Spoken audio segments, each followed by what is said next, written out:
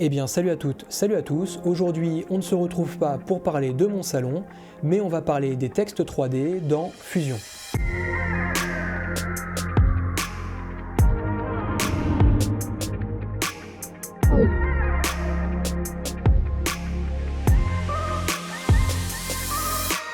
Alors, on se retrouve dans DaVinci Resolve pour parler des textes 3D dans Fusion. Pour cet exemple, j'ai créé un projet dans lequel j'ai intégré un clip de drone. Ce clip étant en 29,97 images par seconde, j'ai paramétré mon projet en 29,97 images par seconde. Nous allons maintenant convertir ce clip en composition 3D. Je fais donc un clic droit sur le clip. Je sélectionne ensuite Nouveau plan Fusion. Une fois que j'ai fait ça, je peux ouvrir le plan dans Fusion. Donc pour cela, deux solutions. La première solution que j'utilise le plus souvent, c'est un clic droit sur le clip. Ensuite, je sélectionne Open in Fusion Page. Mais il est également possible de cliquer directement dans l'onglet Fusion. L'onglet Fusion s'ouvre et pour être sûr de bien travailler sur mon plan Fusion, je vais aller cliquer en haut sur l'outil Plan et je vais vérifier que je suis bien en train de travailler sur le plan Fusion. Je vais maintenant refermer l'onglet Plan. Je vais ajuster un petit peu ma zone de travail et nous allons également déplacer les nœuds comme ceci et nous allons maintenant travailler sur les textes 3D. Donc pour cet exemple, j'ai envie d'importer un texte 3D et j'ai envie de le positionner sur le toit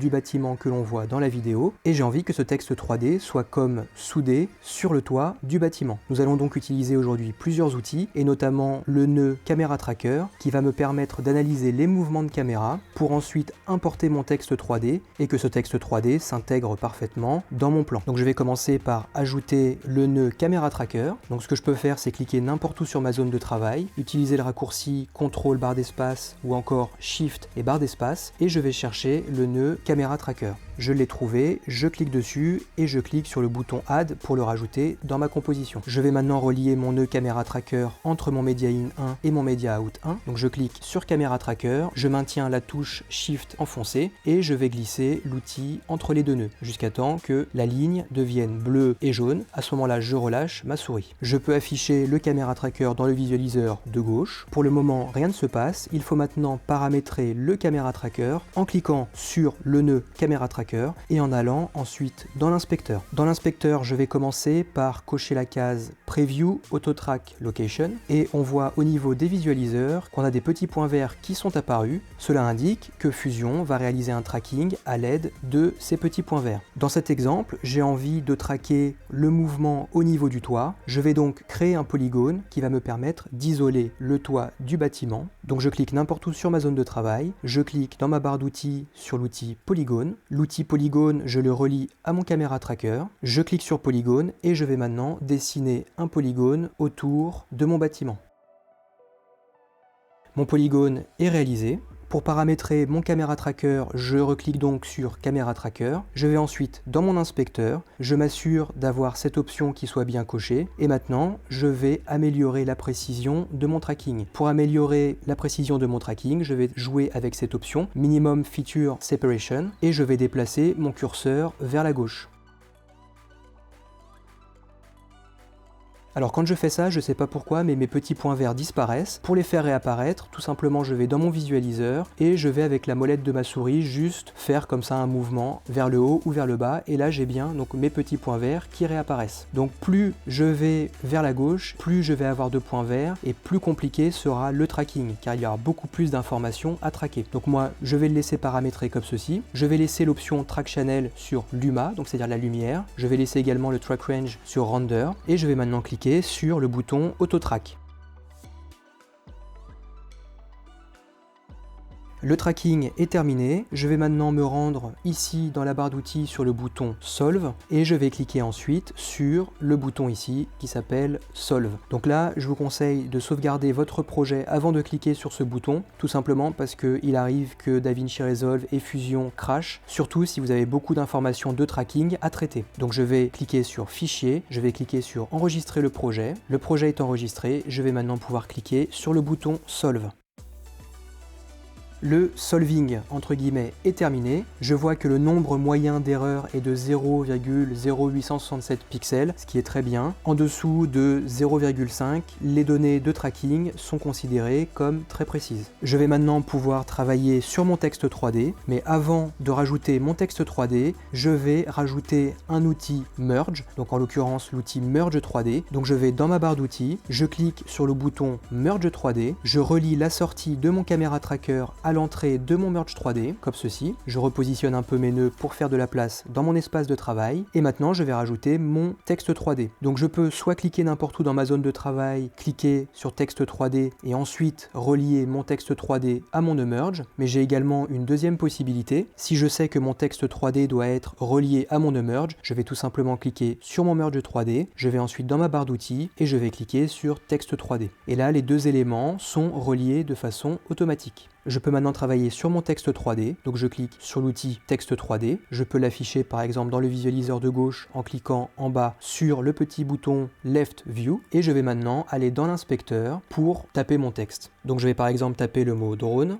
je peux évidemment changer la police de caractère en changeant l'option font, je peux par exemple choisir la police Tahoma ou la police qui me convient. Je vais également donner du relief à mon texte 3D en allant un peu plus bas dans l'inspecteur, en ouvrant l'onglet extrusion et en changeant le paramètre qui se trouve ici, extrusion depth. Je modifie en bougeant le curseur vers la droite. Si je vais dans mon espace 3D et que je fais tourner, je vois que maintenant mon texte est bien en 3D. Petit rappel, pour naviguer dans l'espace 3D, la molette de la souris me sert à me déplacer de haut en bas comme un ascenseur. Je peux faire un zoom en utilisant le raccourci CTRL et la molette de la souris, et je peux faire pivoter en appuyant sur le bouton Alt et en appuyant sur le bouton central de ma souris, donc sur le bouton de la molette, et en faisant pivoter comme ceci. Nous allons maintenant intégrer notre texte sur notre vidéo. Donc pour intégrer mon texte dans mon clip vidéo, je vais rajouter deux outils. Le premier outil est l'outil Render 3D. Donc pour le rajouter, je clique sur mon nœud Merge et je clique dans ma barre d'outils sur Render 3D. Le nœud Render 3D est appliqué automatiquement et je vais maintenant rajouter un nœud Merge tout à fait classique entre le caméra tracker et le Media Out numéro 1. Donc je clique n'importe où sur ma zone de travail et je vais ensuite dans la barre d'outils qui est juste ici et je clique sur l'outil Merge. L'outil Merge est apparu, je vais maintenant le relier juste ici, entre le caméra tracker et le Media Out. Donc je clique sur mon nœud Merge, je maintiens la touche Shift appuyée et je fais glisser le nœud entre mes deux outils jusqu'à temps que la ligne devienne jaune-orangé et bleu. Et là, je relâche ma souris. Je vais maintenant relier la sortie de mon Render 3D à mon nœud Merge. Donc je clique ici sur le petit carré gris et je relie directement sur mon Merge. On voit que le texte est apparu dans le visualiseur de droite. Donc le visualiseur de droite affiche ici le Media Out. On le voit ici parce qu'il y a le petit rond blanc qui est allumé à droite. Je pourrais également l'afficher à gauche en cliquant juste ici. Je vais maintenant positionner mon texte afin qu'il soit bien sur le toit de mon bâtiment et qu'il puisse suivre les mouvements de la caméra grâce aux données de mon caméra tracker. Pour faire cela, je vais afficher mon Merge 3D dans mon visualiseur de gauche. Donc je clique sur mon Merge 3D et je peux ensuite cliquer sur le petit rond qui est à gauche, mais je peux également appuyer sur la touche 1 de mon clavier. Donc là, je vois qu'il y a pas mal de données qui sont apparues. Donc l'outil Camera Tracker m'a permis donc de traquer les mouvements de la caméra et m'a créé une caméra virtuelle que l'on voit apparaître juste ici. Et si j'avance un petit peu dans mon clip, on voit que la caméra avance et que dans le visualiseur de droite, l'image avance également. Donc il s'agit d'une caméra virtuelle et non pas de la caméra que l'on a utilisée par exemple dans l'effet parallaxe ou encore dans l'effet 2D 3D. Donc il est important de ne pas toucher à cette caméra lors de notre composition dans Fusion. Je vois également dans mon visualiseur de gauche tout un tas de petites croix vertes. Ces croix correspondent aux données de tracking. Donc si je me déplace un petit peu, eh bien je vois tout simplement que tous ces petits points verts correspondent à des points qui ont été traqués par l'outil Camera Tracker. Pour positionner mon texte, je vais le positionner en fait tout simplement juste au-dessus des petits points. Donc si je veux que mon texte soit très près de la caméra, eh bien je vais tout simplement le placer au début de mes points verts. Et si je veux que le texte soit loin de la caméra, eh bien je vais le placer loin au niveau de mes points verts. Donc les points qui se situent le plus loin sont les points qui correspondent à peu près à cet endroit-là que je vous montre donc dans le visualiseur de droite. Et les points qui sont au début montrent finalement le début du bâtiment, donc c'est-à-dire cet endroit-là. Pour positionner mon texte, je vais cliquer sur mon texte 3D et je vais me servir des différentes flèches, la flèche verte pour aller en haut en bas, la flèche rouge pour aller à droite ou à gauche et la flèche bleue pour aller devant ou derrière, tout simplement pour positionner mon texte à l'endroit où je le souhaite. Donc je vais commencer par lever un petit peu mon texte, comme ceci. Je vais ensuite, par exemple, le rapprocher comme ça. Donc je vérifie que mon texte soit bien aligné avec mes points verts. Donc je peux tourner autour pour positionner mon texte comme je le souhaite. Je vais un petit peu le rapprocher comme ça. Je vais le baisser un petit peu, par exemple comme ceci. Ce que je peux faire, c'est maintenant réduire la taille de mon texte. Donc pour réduire sa taille, je vais cliquer sur l'outil texte. Je vais ensuite cliquer dans l'inspecteur et modifier le paramètre size. Je peux également changer sa position en utilisant l'outil qui se trouve juste ici, ou plutôt l'onglet qui s'appelle Transform et qui va me permettre tout simplement de déplacer mon texte. Donc si j'utilise le paramètre translation X, je vais déplacer mon texte vers la gauche ou vers la droite. Comme j'ai rétréci mon texte, je ne le vois plus dans mon visualiseur de gauche. Je vais donc zoomer un petit peu en utilisant le raccourci CTRL molette de la souris. Je vais le remonter un petit peu en cliquant sur sa flèche verte. Voilà. Je veux que le texte soit à peu près au niveau de la ligne qui se trouve là. Donc je vais l'approcher un petit peu. Je vais le redescendre un peu comme ça. Je vais le rapprocher. Je le redescends un petit peu. Donc là, si je navigue un petit peu dans ma barre qui est juste ici, je vois que mon texte est bien traqué au niveau de la ligne. Donc je pourrais même le rapprocher un petit peu comme ça et peut-être le remonter ou le descendre un petit peu comme ça. On peut vérifier. Donc là, le texte reste bien aligné avec la ligne de mon bâtiment. Donc je pourrais être un peu plus précis, mais cela me convient. Je vais au début de mon clip et je vais maintenant changer un paramètre au niveau de mon texte qui va permettre à mon texte en fait de suivre un peu les effets de perspective. Donc je clique sur mon texte. Je vais ensuite dans mon inspecteur. Dans mon inspecteur, je vais cliquer donc sur l'onglet Transform et là je vais modifier le paramètre rotation et en l'occurrence rotation X tout simplement pour que le texte soit aligné et respecte les effets de perspective. Donc si vous regardez dans le visualiseur de gauche, eh bien vous pouvez voir que le texte se déplace et je vais essayer de le positionner voilà pour qu'il suive un peu les effets de perspective. Donc je vais me rapprocher un peu dans mon image pour vérifier que ça suive bien. Donc je continue à jouer avec le paramètre rotation X, voilà, et je vais le déplacer un petit peu vers la gauche. Donc je remonte un petit peu dans l'outil translation et là je vais tout simplement décaler mon texte. Alors pour décaler, on peut utiliser la roue qui est ici, mais la roue qui est ici est extrêmement sensible. Donc si vous voulez faire quelque chose de précis, eh bien vous pouvez tout simplement cliquer avec votre souris là où il y a les chiffres qui sont juste là et vous pouvez comme ça le décaler de façon beaucoup plus précise. Je vais dézoomer un petit peu, voilà, je vais me rendre au début de mon clip. Le résultat pour l'instant me convient. Je vais maintenant régler d'autres paramètres au niveau de mon render 3D. Donc c'est un paramètre que l'on règle systématiquement lorsque l'on travaille en 3D dans Fusion. Donc je vais cliquer sur render 3D et au niveau de render type, je vais changer, là on est sur software render, et bien moi je vais le changer sur OpenGL render. Je vais ensuite cliquer sur une autre option qui est l'option lighting qui va me permettre d'appliquer des effets de lumière à mon texte 3D. Donc je vais activer l'option lighting en cochant cette option qui est juste ici. Mon texte devient noir, ce qui est tout à fait normal car je n'ai pas rajouté de lumière dans ma scène. Pour rajouter une lumière, je vais tout simplement cliquer n'importe où dans ma zone de travail. Je vais utiliser le raccourci CTRL barre d'espace et je vais chercher un outil light et en l'occurrence un outil qui s'appelle Ambient Light. Je clique dessus, je l'ajoute et je vais le relier à mon merge 3D. Donc là on voit que le texte est un peu plus éclairé. Je peux augmenter l'intensité de l'Ambient Light en cliquant sur Ambient Light et en allant dans l'inspecteur et en changeant l'intensité. Donc je peux par exemple augmenter l'intensité ou laisser l'intensité, voilà, à ce niveau-là. Je peux ensuite rajouter un spot lumineux. Donc je clique n'importe où dans ma zone de travail, je vais dans ma barre d'outils et je clique sur l'outil Spotlight. Je relie ensuite l'outil Spotlight à mon merge 3D. Je vais ensuite regarder où se trouve mon Spotlight dans mon espace 3D. Donc j'ai bien affiché mon merge 3D dans le visualiseur de gauche. Je vais dézoomer un petit peu. Je vois que ma lumière est juste ici. Donc pour la déplacer, je clique sur Spotlight et j'utilise les flèches, donc verte pour aller en haut en bas,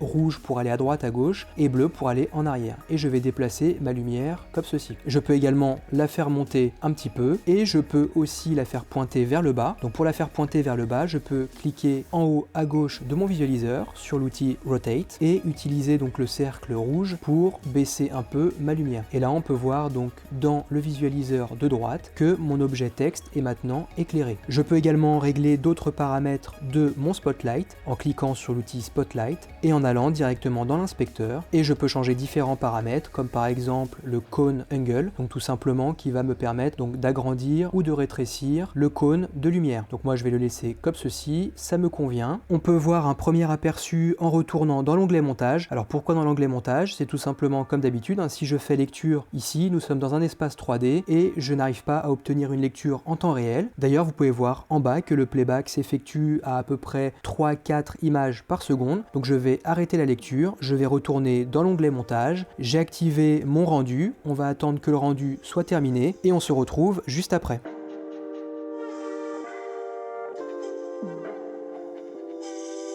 Donc pour voir le rendu, j'appuie sur la touche espace de mon clavier et donc là on peut se rendre compte que le texte suit bien le mouvement de la caméra, comme si le texte était vraiment présent lors de la captation des images.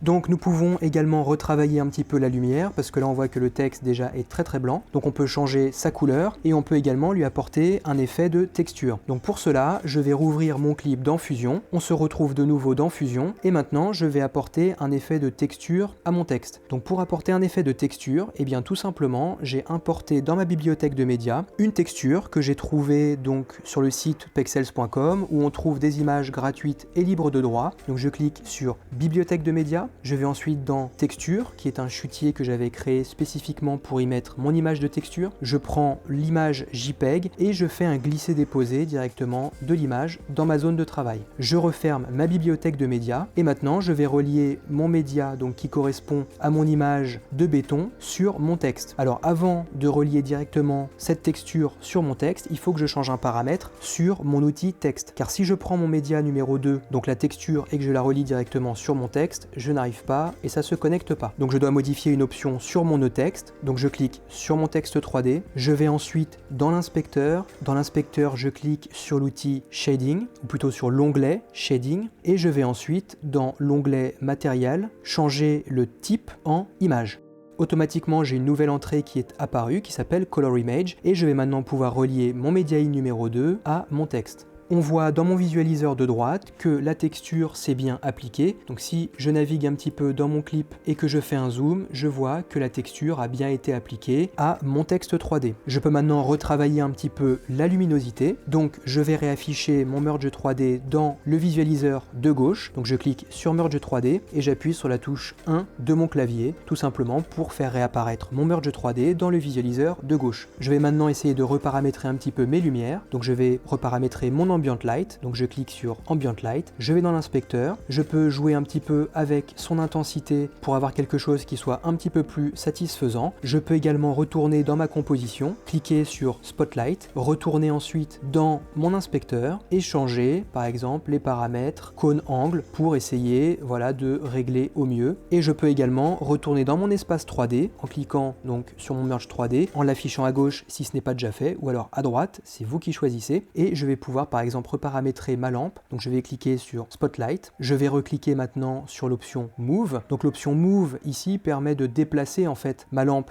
droite, gauche, en haut, en bas, alors que l'option qui est ici Rotate me permet de faire tourner. Donc je vais cliquer sur le bouton Move ici. J'ai mes petites flèches qui sont réapparues au niveau de ma lumière et je peux maintenant par exemple la décaler un petit peu. Voilà, comme ça, je peux la décaler un petit peu plus. Voilà, donc j'aimais bien finalement le rendu comme ça. Si le rendu nous convient, nous pouvons maintenant passer dans l'onglet montage, réaliser un étalonnage et ensuite passer dans l'onglet exportation pour réaliser notre export. Donc j'ai appliqué sur mon texte 3D un effet de texture grâce à une image que j'ai téléchargée. Je peux modifier également les paramètres de couleur, de luminosité de cette image. Pour faire ça, je vais cliquer donc sur le Media In numéro 2 qui, on s'en souvient, correspond à mon image de béton et en cliquant ensuite sur l'outil qui est juste là qui s'appelle Color Corrector, eh bien je vais rajouter un Color Corrector entre mon Media In numéro 2 et mon texte 3D et en cliquant sur l'outil Color Corrector et en allant ensuite dans l'inspecteur, eh bien je peux changer par exemple le paramètre de contraste que je peux faire varier comme je le souhaite. Je peux également changer le paramètre du gain et je peux changer comme ça également la teinte en utilisant la roue colorimétrique qui est ici. Par exemple pour avoir quelque chose qui soit un peu plus vert ou un peu plus jaune ou un peu plus bleu. Alors vous faites comme vous voulez. Moi par exemple je vais faire quelque chose d'un peu vert. Comme le toit il y a un peu de mousse dessus, eh bien je vais tout simplement changer un peu ce paramètre. Et je peux aussi évidemment changer la saturation, donc toujours dans l'inspecteur, donc avoir quelque chose qui soit plus ou moins saturé. Donc moi la saturation je vais la mettre à 0,2 0,9, je suis plutôt content comme ça. Et je peux également changer le paramètre Hue, donc qui va me permettre de changer la teinte de mon texte. Pour remettre à 0, il me suffit de cliquer sur le petit rond qui est en dessous du paramètre que je viens de bouger. On va maintenant regarder le résultat dans l'onglet montage. Le rendu doit s'effectuer une nouvelle fois et on se retrouve donc juste après le rendu. Donc le rendu est terminé, ça a duré à peu près 2-3 minutes. Je peux maintenant appuyer sur la barre d'espace pour faire lecture. Et donc là, je vois que j'ai bien mon texte drone qui suit toujours les mouvements de la caméra et qui contient bien la texture que je lui ai rajoutée.